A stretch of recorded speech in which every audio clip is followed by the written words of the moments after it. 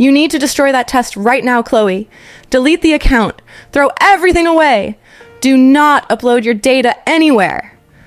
My mother was screaming through the phone like I had just confessed to murder. And all I did was spit into a plastic tube for one of those Ancestry DNA kits. Mom, calm down. It's just a birthday gift. Sarah got it for me as a joke. It's not a joke. Her voice cracked.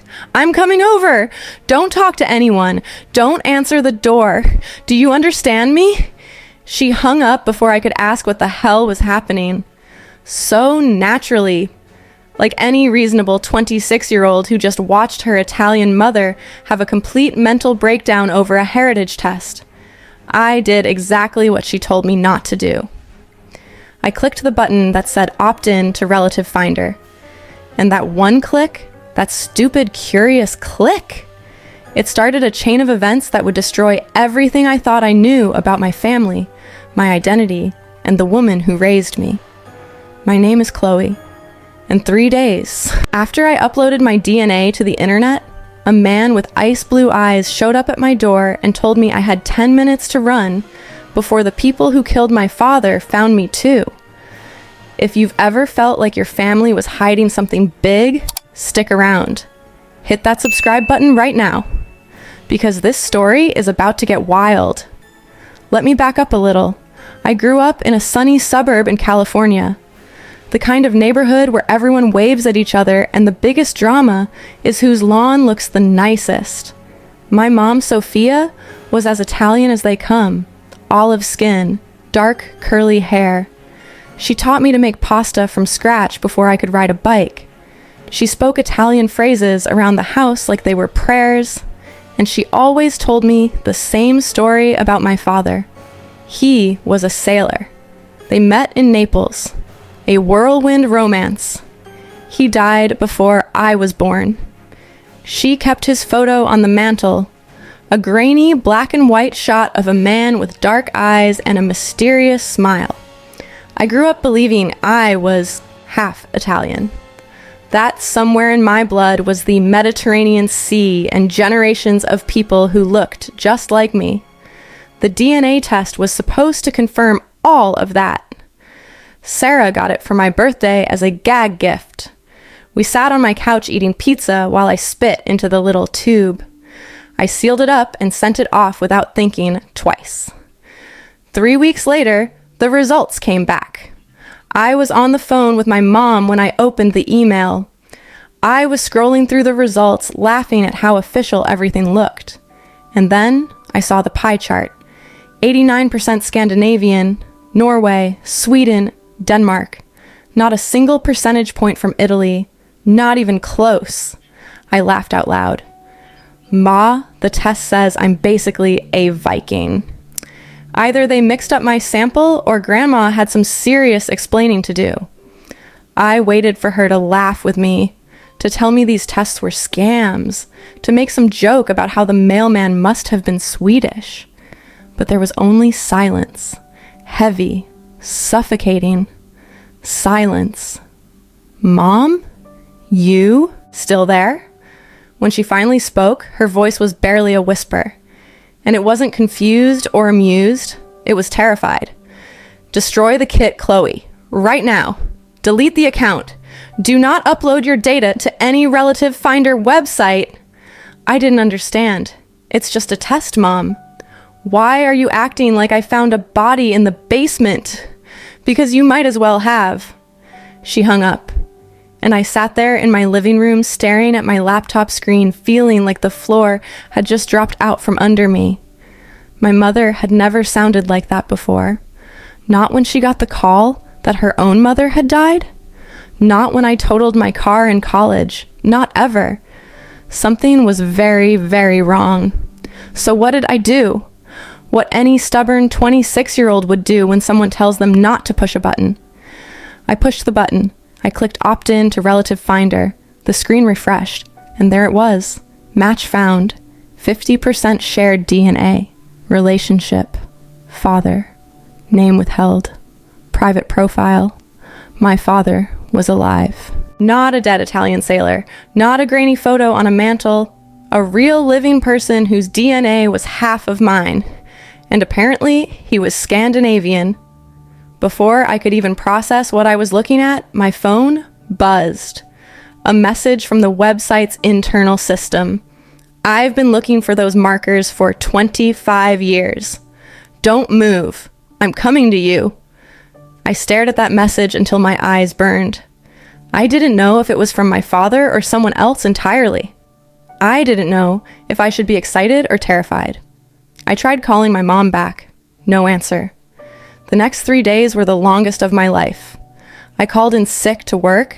I kept the blinds closed. I jumped every time a car drove past my house. I didn't sleep. I barely ate. And then, on the third afternoon, 3 heavy knocks on my door. Not the frantic, rhythmic knock of my mother. 3 slow, deliberate thuds, like whoever was on the other side had all the time in the world. I crept to the peephole. A man stood on my porch, tall, blonde hair, the color of winter wheat, eyes so pale blue they looked almost silver. He was wearing a dark suit that screamed government authority. I opened the door with my hand shaking on the latch. "Chloe, Vance? Who are you?" He didn't hand me a business card. He held up a silver badge with an emblem I had never seen before. "My name is Soren. I'm not here to hurt you, but I am here because of the data you uploaded. Your mother is Sophia Vance, formerly known as Astrid Solberg. Am I correct?" The world tilted sideways. Astrid? Who? "My mother's name is Sophia. She's Italian." He stepped inside without waiting for an invitation, closed the door behind him, locked it. "Your mother isn't Italian, Chloe. And you aren't just a girl from the suburbs. You are the only surviving heir to the Solberg estate in Oslo, Norway. And 25 years ago, your mother stole you from a high-security witness protection facility to keep you from being used as leverage by the people who killed your father." He looked at me with a mixture of pity and urgency. "The DNA test didn't just find your family, Chloe. It alerted the people who have been hunting your mother since 1999. We have exactly 10 minutes to get you out of this house before they arrive. 10 minutes. That's all I had to process the fact that my entire life had been a lie. That my Italian mother was actually a Norwegian investigator named Astrid. That my dead sailor father was actually a murdered whistleblower named Eric. That somewhere out there was a group of very dangerous people who had been waiting 25 years for me to make exactly the mistake I had just made. Soren didn't give me time to spiral. Grab your laptop, your passport, anything important. Now." I moved on autopilot, laptop, passport. And then my hand closed around something I had worn since I was 5 years old. A small silver locket my mother had given me with strict instructions to never ever open it. I didn't know why I grabbed it. Instinct, maybe. Or something deeper pulling at me from a place I didn't understand yet. We went out the back door, through the neighbor's yard, into a gray sedan parked in an alley I had never noticed before. As Soren pulled away, I looked back at my street. A black SUV was turning the corner, moving slow, predatory. Who are they? The Vanguard Group. On paper, they're a private security firm in Norway. In reality, they're the enforcement arm of the conglomerate your father was about to expose before he was killed. I felt my stomach drop. What do you mean expose? Your father, Eric Solberg, wasn't just a businessman, Chloe. He was a whistleblower. He had evidence that one of Norway's largest energy corporations was involved in a global human trafficking operation. The night before, he was supposed to testify a bomb went off in his car. And my mother? Astrid was his lead investigator. When he died, she knew she was next. But more importantly, she knew you were the key. The key to what? Soren glanced at me in the rearview mirror.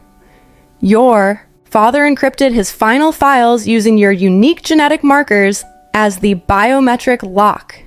He wanted to make sure that if anything happened to him, the information could only be released when you were old enough to handle it. And now, after 25 years of silence, you just announced to the entire world exactly where to find you. We drove for hours, through cities I didn't recognize, into mountains that seemed to swallow the road, past trees so thick they blocked out the sky. Finally, we pulled up to a cabin hidden behind a wall of pines. It looked like the kind of place people disappeared to when they didn't want to be found. And standing on the porch was a woman I almost didn't recognize. Dark, curly hair going gray at the temples. Face lined with a kind of exhaustion I had never noticed before. Eyes that held secrets I was only beginning to understand. My mother. Except now I knew that wasn't her real name. I got out of the car, my heart pounding with something between rage and grief. You lied to me every single day of my life. You told me I was Italian. You told me my father was a sailor. You made me believe in a heritage that doesn't exist. She didn't apologize. She didn't cry. She walked over and gripped my shoulders with a strength that surprised me. I gave you 25 years of peace, Chloe. 25 years where you didn't have to look over your shoulder every time a car slowed down. I killed Astrid Solberg so that Sophia Vance could watch her daughter grow up safe. Would you have preferred the truth and a childhood spent hiding in bunkers? I would have preferred not being a sitting duck. Soren says I'm some kind of key. He says there are files locked in my blood. She looked at Soren, then back at me. It's not in your blood, Chloe. It's in the locket you're holding.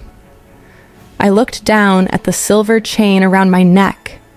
The same locket I had worn since I was 5 years old. The one she told me never to open. Your father knew they would check your body for flash drives or microchips, so he did something they would never expect. He created a synthetic DNA strand and wove it into the metal itself. To read it, you need a specific machine. And the only way to activate the sequence is with a drop of your blood. She paused. The test you took online? It proved to the world that the key was still alive. And now, everyone who has been hunting for it knows exactly where to look. Before I could respond, the lights around the cabin flickered. A low hum filled the air. The unmistakable buzz of drones. They found us. Soren drew a weapon from his holster. Astrid, get her to the basement. I'll hold them off as long as I can. My mother grabbed my arm and pulled me toward a door I hadn't noticed before. Down a narrow staircase, into darkness. The basement smelled like damp earth and old machinery. My mother moved through it like she had done this before, like she had spent years preparing for exactly this moment. She pulled a panel from the wall, behind. It was a room that looked like it belonged in a science fiction movie. Monitors, wires, and in the center, a silver briefcase-sized machine glowing with soft blue light. This is it, a portable genetic sequencer. Soren and I spent 10 years tracking it down.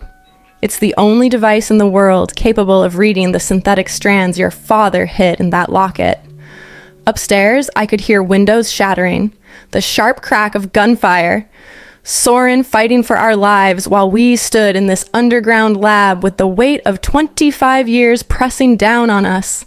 Give me the locket, Chloe. I handed it over. Watched as she placed it into a small slot on the machine. A screen flickered to life. System lock. Biometric authorization required. It needs your blood. She handed me a small sterilized needle. I didn't hesitate. I pricked my finger and pressed it against the sensor. The machine hummed. Word. Made sounds like 1,000 tiny gears turning at once. And then the screen exploded with data. Bank account numbers, GPS coordinates, internal memos, evidence of mass graves, names of executives who had signed off on human trafficking operations spanning 3 continents. Everything my father had died for, Everything my mother had spent 25 years hiding me to protect. All of it pouring out onto the screen in front of us. I'm uploading it to every major news outlet in Norway and the International Criminal Court. My mother's fingers flew across the keyboard. In 30 seconds, the Vanguard Group won't be a security company anymore. They'll be international fugitives. The basement door exploded inward. 2 men in tactical gear burst through. Laser sights dancing across the walls. But my mother didn't stop. She didn't even flinch. She hit enter. It's done. She raised her hands slowly. The world is watching now. The men froze. Their earpieces were crackling with frantic orders. I could see the confusion in their eyes as they looked at each other. Then at the machine. Then at us. They knew. Killing us now wouldn't stop anything. The information was already out, spreading across servers and news desks and courtrooms around the world like a wildfire no one could contain. They retreated, disappeared back up the stairs and into the night, leaving us standing in that basement surrounded by the wreckage of a secret that had taken 25 years to finally break free. That was 6 months ago. The Vanguard Group has been dismantled, executives arrested, operations shut down. The energy company my father tried to expose is undergoing complete transparent reform. My mother and I went back to Norway, not as fugitives, but as the women who finished what Erik Solberg started all those years ago. I'm not Chloe Vance anymore, I'm Chloe Solberg, and for the first time in my life, I actually know who I am. So here's what I want you to understand. Your past is not just a list of names on a family tree. It's the foundation of everything you're going to become. We think secrets protect us. And sometimes they do. My mother lied to save my life, and I will never stop being grateful for those 25 years of peace she gave me. But a life built entirely on lies is like a house built on sand. Eventually, the tide comes in.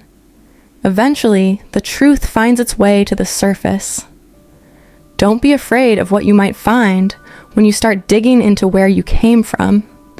Whether it's a genetic surprise or a family scandal or a secret that changes everything you thought you knew. The truth is the only thing that can give you real roots. My mother killed her old identity to protect me. But it was the truth that finally set us both free. Your heritage matters. But it doesn't define the limits of who you can become. You are the author of your own story. Even if someone else wrote the first few chapters, if this story reminded you that the truth always finds its way home, drop a comment below. Tell me about a time you discovered something unexpected about your own family. And if you haven't subscribed yet, what are you waiting for? Hit that button right now, because there are more stories like this coming your way. Until next time, stay curious, stay brave, and never be afraid to find out who you really are.